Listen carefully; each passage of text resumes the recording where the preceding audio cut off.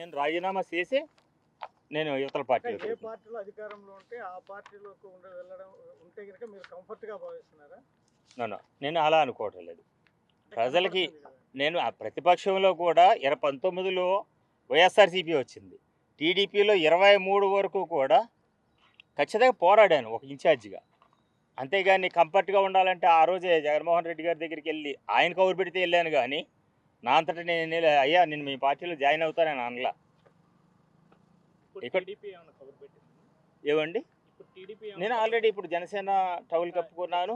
జనసేన వాళ్ళు నా కౌరు పెట్టారు, నేను వెళ్ళి టవల్ కప్పుకున్నాను. నేను ఓన్లీ పార్టీ కార్యకర్తగా సేవలు చేస్తాను. టీడీపీ, వైసీపీ, జనసేన 3 పార్టీలు ముచ్చటగా ఉన్నారు. దేంట్లో కంఫర్ట్గా ఉన్నారు? ఏంటండి? మంచి క్వశ్చన్. కంఫర్ట్గా అంటే రాజకీయ నాయకుడు ప్రజాసేవ చేసేటప్పుడు కొన్ని పనులు అవుతూ ఉంటాయి, అడుగుతాము.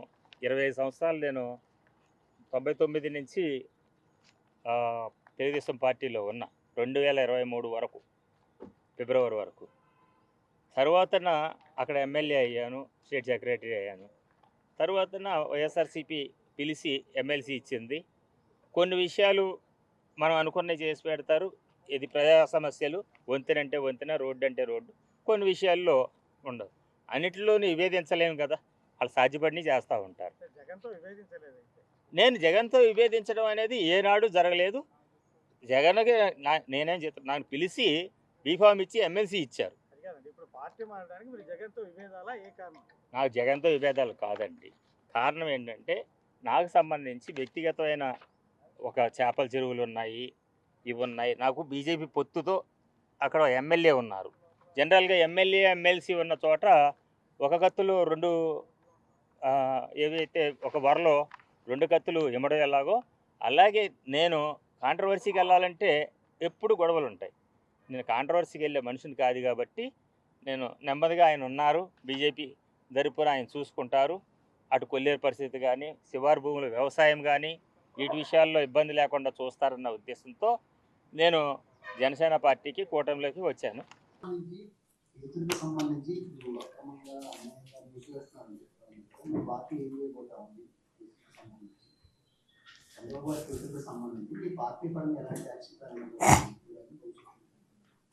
బేసిక్లీ డెమోక్రసీలో కోర్టుల ద్వారానే పోరాటం చేయగలుగుతాం. కోర్టుల ద్వారానే పోరాటం చేయగలిగిన మేరకు చేస్తాం. Ultimately at the end of the day పైనుంచి దేవుడు చూస్తూ ఉంటాడు, డెమోక్రసీలో ప్రజలు చూస్తూ ఉంటారు. అల్టిమేట్లీ దేవుడు, ప్రజలు వీళ్ళే బుద్ధి చెప్పాల్సింది. సార్, అమరావతిలో రెండోసారి ల్యాండ్ పూలింగ్ జరుగుతుందంటే ల్యాండ్ ఇవ్వకపోతే అమరావతి మున్సిపాలిటీ అయిపోతుందని అంటున్నారు. నిజంగా మున్సిపాలిటీ అవుతుంది? అది మీరే చెప్పాలమ్మా. ఇంతకుముందు అంతా చంద్రబాబు నాయుడు ఏమన్నాడు, 2014 నుంచి 19 మధ్య 53,000 ఎకరాలు తాను తీసుకుంటూ ఏమన్నాడు, అసలు ఇది ఇంటర్నేషనల్ రాజధాని, అసలు సింగపూర్ అని యాడికి పోవాలను, అసలు మన దగ్గర నుంచే ఏదైనా కానీ మన రాజధానిని చూసి వాళ్ళు కాపీ కొట్టే పరిస్థితిలోకి దీన్ని బిల్డప్ చేస్తున్నాను అని మనకు అందరికీ కూడా బాహుబలి సెట్టింగ్స్ అన్నీ చూపించినాడు. 53,000 ఎకరాల్లో ఆయన రాజధాని కట్టింది ఎంత అనంటే 53,000 ఎకరాలకు ఆయన రాజధాని కట్టడం కదా దేవుడు ఎరుగు. ఆ 53,000 ఎకరాలలో రోడ్లు వేయడానికి, కరెంట్ ఇవ్వడానికి, డ్రైనేజ్ కనెక్షన్లు ఇవ్వడానికి, నీళ్ళు ఇవ్వడానికి, వీటికే ఎకరాకు 2 కోట్లు అవుతుందని తానే డిపిఆర్ ఇచ్చినాడు. అంటే ఆ 53 ఎకరాలకే 1,00,000 కోట్లు కావాలని ఆయన ఇచ్చిన డిపిఆర్లోనే 5,000 కోట్లు పెట్టినాడు సినిమా అంతా చూపిస్తూ. మళ్ళా ఈరోజు ఏం చేస్తూ ఉన్నాడు, 53,000 ఎకరాలు సరిపోదు, ఆ రోజేమో సెల్ఫ్ ఫైనాన్స్ మోడల్ అన్నాడు. 8,000 ఎకరాలతో బ్రహ్మాండంగా ఉందంట, మిగిలింది దాంతోనే రాజధాని అయిపోతుంది, అసలు సెల్ఫ్ ఫైనాన్స్ మోడల్ అన్నాడు. ఈరోజు ఏమంటున్నాడు, అధికారంలో ఉంటే ఆయనకు స్కాములు గుర్తుకొస్తాయి. ఎవరెవరికి ల్యాండ్ వేయాలా, ఎవరెవరి దగ్గర పుచ్చుకోవాలా, కాస్ట్ పర్ ఎస్ఎఫ్టీ ఎక్కడెక్కడ కట్టాలా, 4,000 అయ్యే చోట 10,000 రూపాయలు కాస్ట్ పర్ ఎస్ఎఫ్టీ కట్టాలా, నేషనల్ హైవేలు 25 కోట్లు అయ్యే చోట 54 కోట్లు పెట్టి ఎలా దండుకోవాలా, అన్ని స్కాములే కాబట్టి రాజధానిలో నిరంతరం జరుగుతూ ఉండాలనేది ఆయన ఉద్దేశం. 53 ఎకరాలకి గతి లేదు, ఇంకొక 53 ఎకరాలు, ఇంకొక 53,000 ఎకరాలు మళ్ళీ తీసుకునేదానికి రైతుల దగ్గర నుంచి వెనకాడడం. బేసిక్లీ ఏంది, ఈయన బినామీలు ముందుగానే ల్యాండ్ కొంటారు, కొనిన తర్వాత ఆ ల్యాండ్ ఈయన తీసుకొని తన బినామీలకు మాత్రం తను ప్లాట్లు ఇచ్చుకోవాల్సిన చోటు ఇచ్చుకుంటాడు, మిగిలిన వాళ్ళకు ప్లాట్లు వేరే చోటు ఇస్తాడు. అక్కడ డెవలప్మెంటే జరగదు. మిగతా వాళ్ళు గాలికి పోతారు, వీళ్ళ మనుషులు అంతో ఎంతో కొద్దో గొప్ప ఏదన్నా ఏసీ రోడ్ లేదో కొద్దో గొప్ప వాళ్ళ దగ్గర ఏమైనా వేసుకుంటారు. ఈ రెడ్ బుక్ రాజ్యాంగం నిజంగా ఇంకా ఏ స్థాయిలో ఉంది అని అంటే, ఇంకొక ఎగ్జాంపుల్ కూడా చెప్తున్నా. మాచర్లకు చెందిన మా పార్టీ సీనియర్ నాయకుడు 4 సార్లు ఎమ్మెల్యే ఆయన పెన్నెల్లి రామకృష్ణారెడ్డి, ఆయనను ఆయన తమ్ముడు వెంకటరామరెడ్డిని. ఆశ్చర్యం ఏంటంటే వీళ్ళ హయాంలో, కేసు వివరాలు చూడండి, వీళ్ళ హయాంలో అంటే చంద్రబాబు నాయుడు ముఖ్యమంత్రిగా ఉన్న వీళ్ళ హయాంలో తెలుగుదేశం పార్టీకి సంబంధించిన వీళ్ళ గ్రూపుల తగాదాల వల్ల వాళ్ళు కొట్లాడుకొని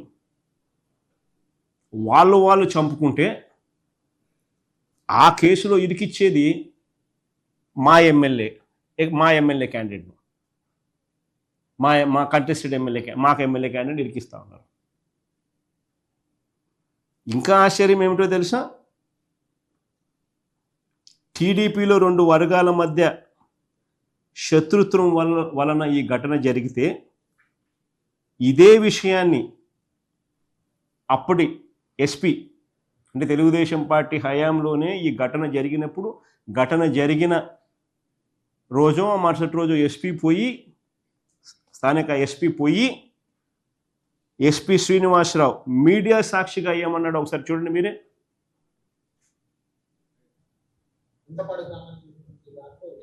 బోధులపాడు వద్ద ట్యూబెల్ మీద వచ్చినటువంటి జవిశెట్టి వెంకటేశ్వరరావు అలియాస్ మద్దయ్య మరియు జవిశెట్టి కోటేశ్వరరావును బ్లాక్ స్కార్పియోలో గుద్దడం జరిగింది. ఇందులో చనిపోయిన వారికి చంద్రయ్య గారి కుటుంబానికి ఎటువంటి బంధుత్వం లేదు. మరియు ఇద్దరు కూడా టీడీపీ పార్టీకి చెందిన వారే. దీనికి గల కారణాలను మరియు నిందితులను పట్టుకోవడానికి జరిగింది. అందరం కూడా దీని విషయంలో ప్రయత్నాలు చేస్తున్నాం.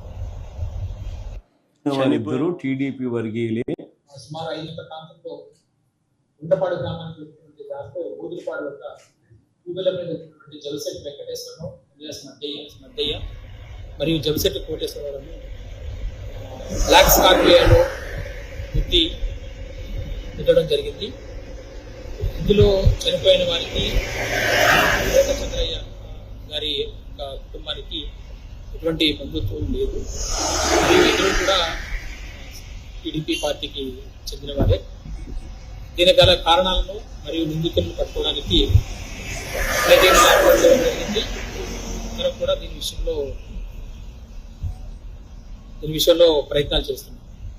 ఏమిటో తెలుసా, ఇదే విషయాన్ని అప్పటి ఎస్పీ శ్రీనివాసరావు మీడియా సాక్షిగా చెప్పడమే కాకుండా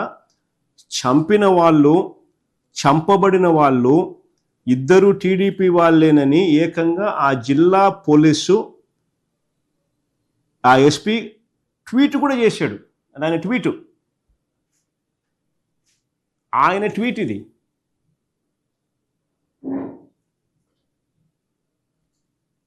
ట్వీటే కాదు, ఇంకా ఆశ్చర్యం, మరుసటి రోజు ఈనాడు పేపర్లో కూడా అదే రాశాడు. ఆధిపత్య పోరులో 2 టీడీపీ నేతలు దారుణ హత్య, పల్నాడు జిల్లాలో ఘటన, మాటేసి కారుతో దాడి. ఆ పారాగ్రాఫ్ చదవండి. పల్నాడు జిల్లాలో ఆధిపత్య పోరులో 2 తెలుగుదేశం పార్టీ నేతలు బలయ్యారు. అదే పార్టీకి చెందిన మరో ఇద్దరు వారిని దారుణంగా హత్య చేశారు. ఇది వాళ్ళ గజెట్ పేపర్, అది వాళ్ళ ఎస్పీ ట్వీటు.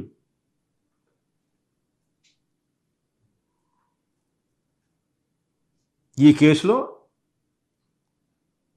పిన్నెల రామకృష్ణారెడ్డిని వాళ్ళ తమ్ముడిని అరెస్టు. ఎక్కడండి న్యాయము? ఇట్లాంటివి చేస్తేనే నక్సలిజం పుడుతుంది.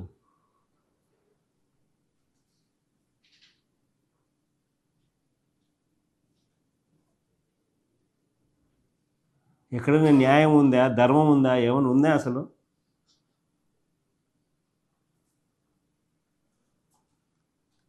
ట్విస్ట్ చేసి తప్పుడు కేసులు పెట్టి పిన్నెల్ని ఇరికించి ఇబ్బంది పెడతా ఉన్నారు. అంతకుముందు కూడా అంతే.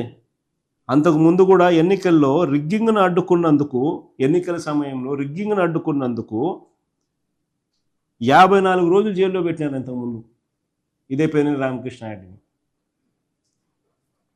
చంద్రబాబు నాయుడు గారు ముఖ్యమంత్రి అయిన తర్వాత ఈ 19 నెలల కాలంలో ఏకంగా పిన్నెల రామకృష్ణారెడ్డి మీద పెట్టిన కేసులు ఎన్నో తెలుసా? 16 కేసులు పెట్టారు.